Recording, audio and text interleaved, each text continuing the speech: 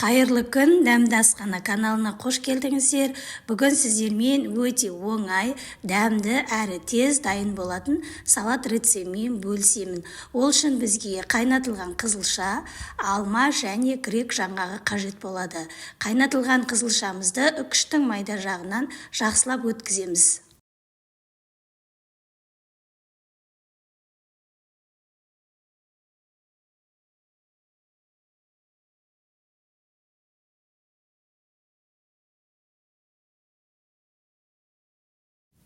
Қызылшамыздың барлығын үкіштен өткізіп алдық. Ендігі кезекте қабығы ашылған алмамызды да дәл осылай қызылшаның үстіне үкіштен өткіземіз.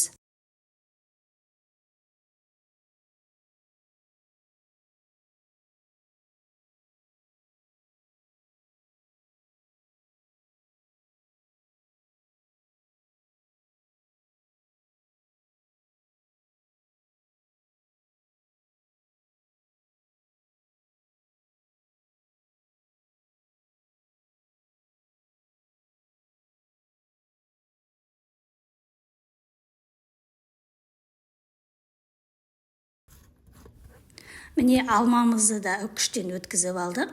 Енді мен алдын ала грек жаңғағын пышақтың көлемімен майдалап турап алдым. Сосын оны жаңағы алма мен қызылшаның үстіне салып, барлығын біркелкі араластырамыз. Грек жаңғағымыздың барлығын салып жібермейміз, жартысын сыртын әсемдеуге алып қаламыз. Сонымен біздің салатымыз дайын болды. Арнайы ыдысымызға салып, келген қонақтарға ұсынсаңыздар болады, немесе өздеріңіз шаймен ішсеңіздер де болады. Өте дәмді әрі жасалу жолы да оңай, құрамы дәрумендерге бай, ағзаларыңызға өте пайдалы.